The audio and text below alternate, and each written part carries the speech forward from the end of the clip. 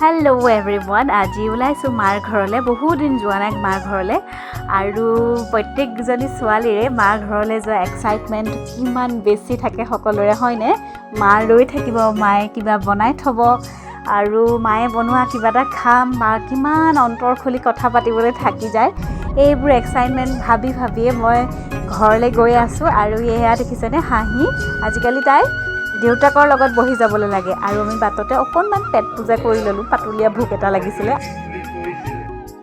আৰু এয়া দেখিছেনে অলপমান বৰষুণ দিওঁ দিওঁ হৈছে। এনেকুৱা বতৰটো মোৰ খুব বেছি প্ৰিয়, অলপ ঠাণ্ডা ঠাণ্ডা ভাৱ এটা আহে, নহয়নে?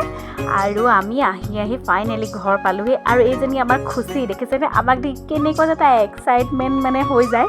আমাক এনেকৈ তাই সদায় ৱেলকাম কৰে। ফাৰ্ষ্ট টাইম তাই মোক এনেকুৱা কৰিব, তাৰপিছত চাব দেই এওঁ ওচৰলৈ যাব। তাই মৰমবোৰ আমাক এইদৰে দিয়ে।